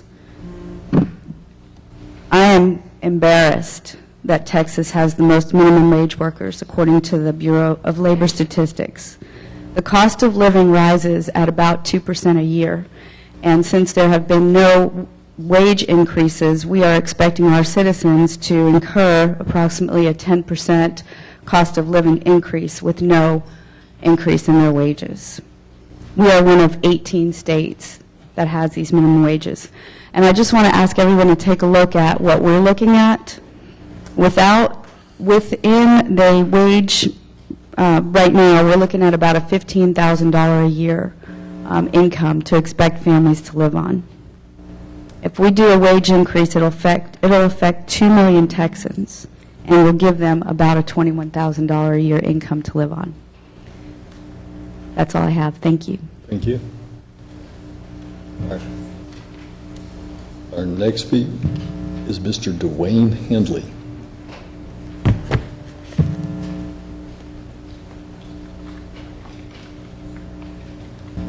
Thank you, Judge. My name is Dwayne Handley, and I am a Democratic Precinct Chair in Richardson, Texas, and I'm also going to talk about the living wage. And if I may give a little bit of background, I have 2 finance degrees from Texas A&M. Economics was my favorite subject.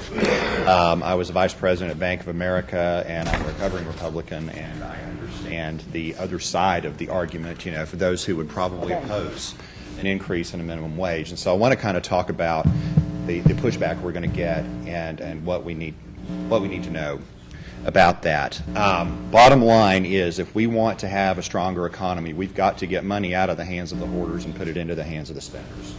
And that's what a minimum wage does. Across America, corporations are sitting on something like $2 trillion of cash, not investing it anywhere.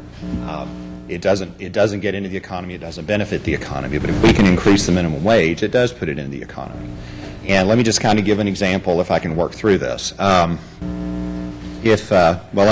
me back up first. There are 2, to get a little academic on you, there are 2 principal parameters that determine the size of the economy. One of those is the amount of money in the economy, and the other one is the number of times that that money changes hands. And I won't get into why, but the money supply side of it has pretty much been taken away from us. We don't have that tool anymore. So all we've got is getting the money to change hands more often, and the minimum wage does that. So let's say in Dallas County, this is just an example, that Walmart has 1,000 minimum wage employees, and we give them a $3 raise, and let's say on average they work 20 hours a week because Walmart doesn't want to pay healthcare costs. So every employee gets $3 for 20 hours of work a week. That's $60 a week for that employee. Times 1,000 employees, that's $60,000. Times 50 weeks, that's $3 million a year, just for those 1,000 employees that's coming into our economy here in the county. Now add to that 7-Eleven and Burger King and McDonald's and Coca-Cola and all the contractors that you're talking about. This is millions of dollars that can come into our economy just here in Dallas County. And that money is going to get spent in the mom and pop stores and retailers that Walmart has just devastated over the years. I have my own business too, and I've been suffering because people can't afford what I sell. If we can do this, we put money into the hands that will part with it, that will spend it, our economy grows. And so because of that, because the economy has been unacceptably poor for so long, this is not just a nice-to-have thing. This is a societal imperative. We must do this for the good of us all. And so I'm strongly in support and very, very pleased to hear that the Commissioner's Court is talking about increasing the minimum wage here. Thank you. Thank you. Our next speaker is Mr. Mark York.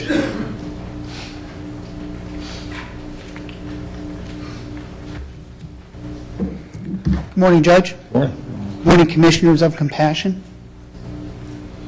The working poor. Two words that should never go together. Working 40, 50, 60 hours a week, and you're still poor. That's not what Dallas County is all about. My name is Mark York. I'm Secretary-Treasurer of the Dallas AFL-CIO. My address is 2938 Dove Meadow Drive, Garland, Texas. This Labor Day, the entire labor movement is focusing on a single theme, raise the wage. We invite you to our Labor Day activities this weekend. Our Workers' Right Board hearing will be at 10 noon Saturday, August 30th, at the Oak Cliff Methodist Church, 547 Jefferson. At noon time, we will march down Jefferson Street for those that are the working poor. We'll circle back and have a picnic at the Oak Cliff Methodist Church. Our annual Labor Day breakfast will be on Monday at 8:30 at the Hampton Inn and Suites, 1700 Rodeo Drive, Mesquite, Texas. I encourage you all to please attend. Every discussion we will have that day will be about raising the wages. Nothing is more important in America today. Raising the wages is particularly important in Dallas because we've recently learned that we have the highest children's poverty rate among all big cities. And the poverty rate has already skyrocketed 41% since the century began.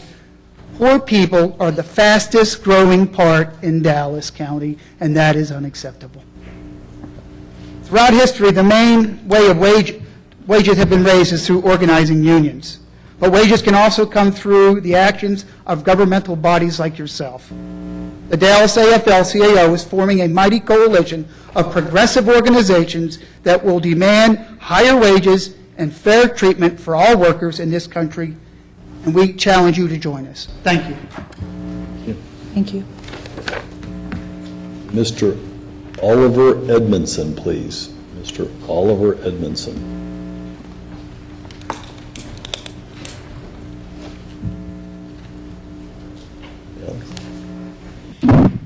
Good morning. First, I'd like to thank you for having me speak, or letting me speak.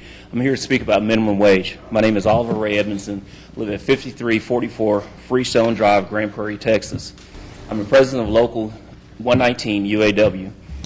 Minimum wage needs to be increased because it will allow the persons in lower income areas to shop within their areas. Typically, transportation is usually public transportation. They usually shop in the areas that they work in.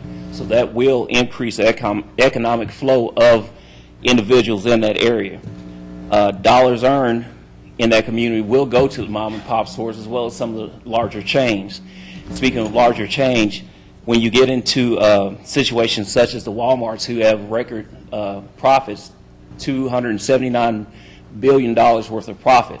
And there are 1.4 million Walmart employees in America today. If you were to increase their wages by $3 per person, this is every employee, not just the ones at minimum wage, you would only cut that record profit by $8 billion, still leaving $71 billion in profit for the Walmart company. It seems like the corporations grow more and more, as well as the CEOs in those corporations, along with the fact that our current minimum wage structure, if you're going to have a person work for minimum wage, you may as well go ahead and sign them up for SNAP and CHIPS, because they don't get out of that situation either. According to some statistics I looked up as far as 2013, to qualify for SNAP, $12.45 for a single person with one child for CHIP, $13.43. Minimum wage won't get you out of those records, so you may as well include those applications along with the application to work for, say, a McDonald's or Burger King. By the same token, you have different CEOs in these companies, such as Walmart, with record salaries, $35 million a year.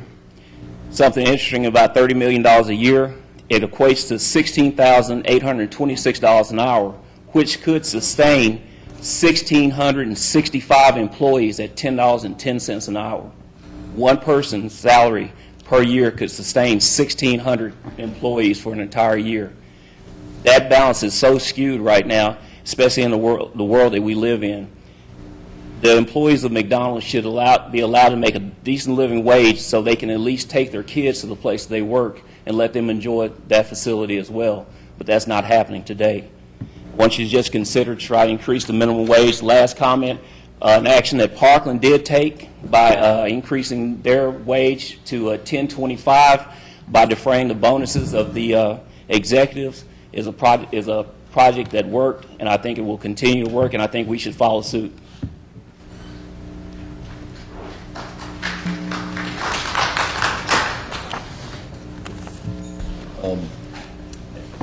And our next speaker is Ms. Lee Witherspoon.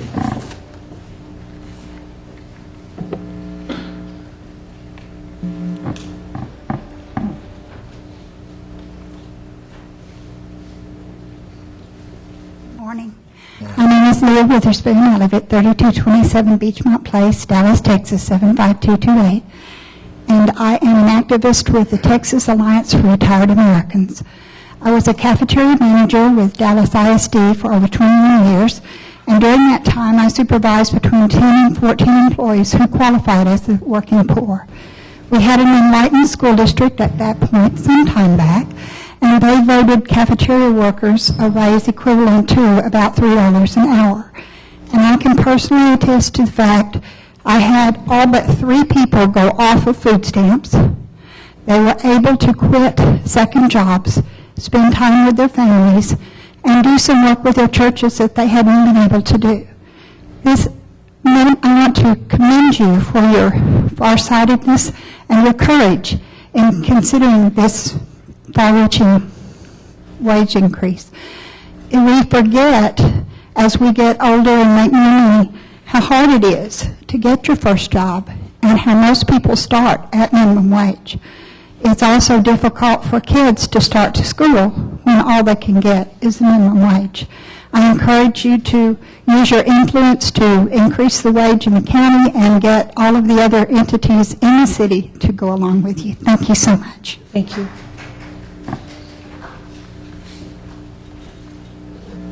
Our next speaker is Ms. Judy Bryant.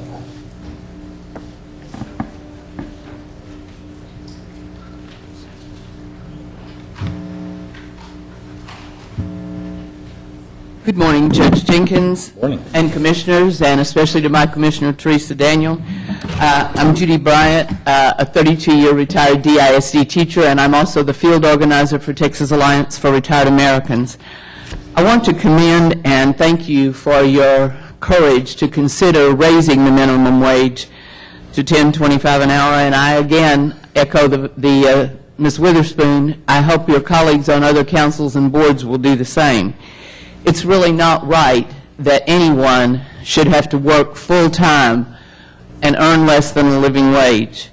I have several personal reasons for wanting to see wages raised, because during my years as a teacher, I came to know so many parents who were forced to work 2 and sometimes 3 jobs at substandard wages just to try to provide shelter, clothing, and food for their families. And this left little time to make them time to help with their children, to do anything like parent conferences, come to school, do any of those things. This is just not right.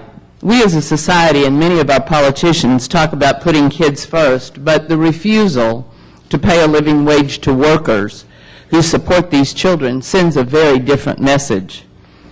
My work with the 138,000 members of the Texas Alliance for Retired Americans has me also deeply concerned that workers who make only the current bare minimum wage for many of their working years will never have a chance to retire. They are forced to work well into their supposedly golden years when they also face other challenges such as medical and other things. And with so many attacks on our earned retiree benefits such as Social Security and Medicare, workers should be able to earn a living wage during their 30 or 40 years of their working lives and then have a livable retirement. It's really a privilege to come before you this week before Labor Day to again thank you for the action that I just know you're going to take to improve the lives of our Dallas County employees by raising the minimum wage. Thank you so much. Thank you, Ms. Brown.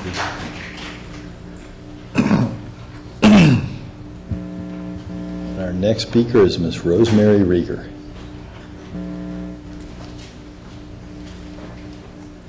Good morning. My name is Rosemary Rieger, and I live at 9533 Rocky Branch Drive, Dallas 75243. I'd like to thank Judge Jenkins and the commissioners for discussing the issues of raising the minimum wage. As Labor Day is coming up and we celebrate the achievements of American workers, their increasing productivity and efficiency, we have to recognize that too many families are struggling and unable to get by. This is no coincidence. No, the corporate and political attack on workers has systematically taken place over the last decades, leading to a decline in wages for workers in general and leading to increased income inequality and diminished economic opportunity for the 99%. Large raises have only gone to the top, to CEOs, corporate shareholders, and the 1%. During the recession of 2007-2008, many better-paying jobs were lost only to return as low-wage contingent jobs. The fastest jobs growth is occurring in such low-wage industries as fast food and retail. These same industries are the least likely to pay family-sustaining wages or to provide basic benefits like earned sick days and holidays.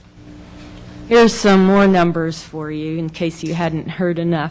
But among the affected low-wage workers, like Walmart workers, fast food workers, the average age is 35 years old, and nearly 88% of these low-wage workers are at least 20 years old, so it's not teenagers here we're talking about. And more than a third are at least 40 years old. 54% work full-time, and more than a quarter have children. This is the reason the labor movement and community groups like Jobs with Justice in Dallas are educating the public on why raising wages works. Working people everywhere are frustrated by the indifference and hostility of political and corporate powers and are standing up and speaking out, demanding an economy that truly works for all and not just for the wealthy. This is happening across the country where already 10 states and numerous cities, as a start, have passed laws securing a raise in the minimum wage. And as a resident of Dallas County and an organizer with North Texas Jobs with Justice, I support Judge Jenkins's push to raise the minimum wage for county contract workers. And in this coming week, we're having a Workers' Rights Board hearing with Judge Jenkins and faith leaders at United Methodist Church, and we will be discussing the low-wage crisis. The whole community will benefit when workers earn money they need to support their families. So thank you, and I encourage the county commissioners to consider making a bold statement that in Dallas County we care for the well-being of low-wage workers and their families by demanding that the minimum wage be raised for all Dallas County workers. Thank you. Thank you. Thank you. And our next speaker is Mr. Russell Thompson. Mr. Russell Thompson. Mr. Russell Thompson. And our last speaker is Ms. Erin Moore.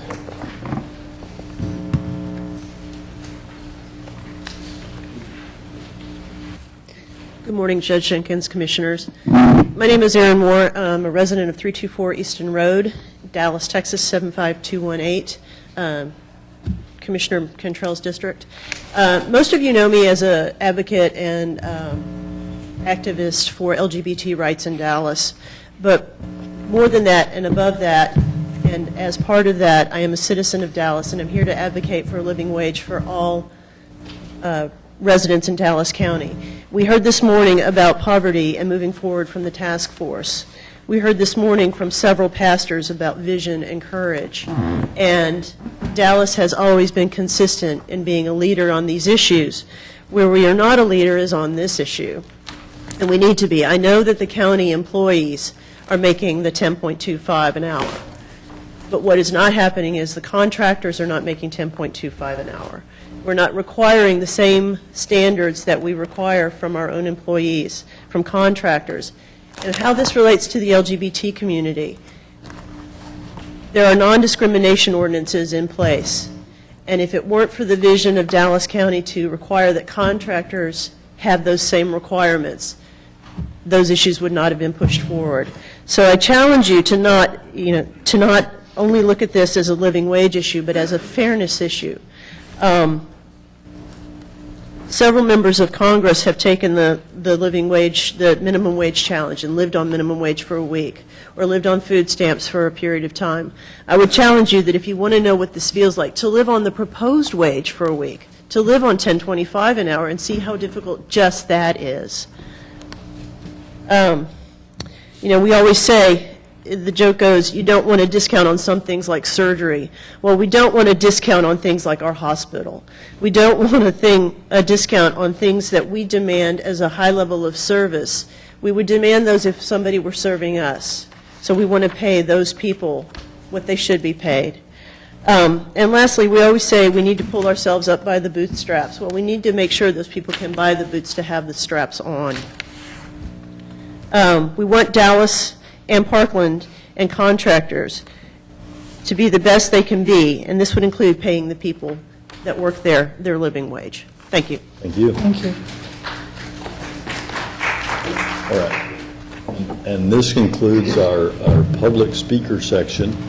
We will adjourn momentarily for closed session to consider matters under Chapter 551 of the Government Code as previously posted.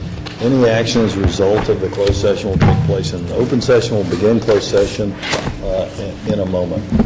Bailiff, if you could remove the ropes for these folks. There's a lot of people. I'm assuming they're going to want to ask Commissioner Cantrell and me and perhaps others questions. Y'all can set up here so we can get everybody's cameras at once.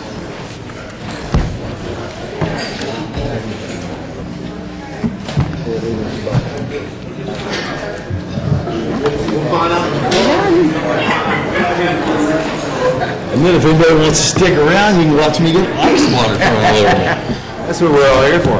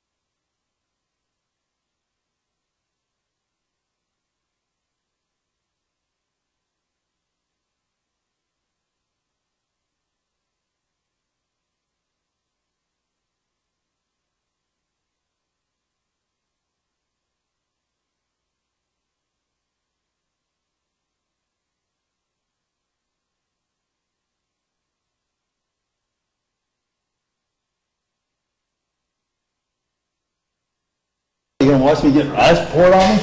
Are you ready? Wait, Yeah, I'm all set. Ready? Oh, we're not ready. You ready? No action necessary as per the closed session. The court stands adjourned. All right. You need me anymore, Judge?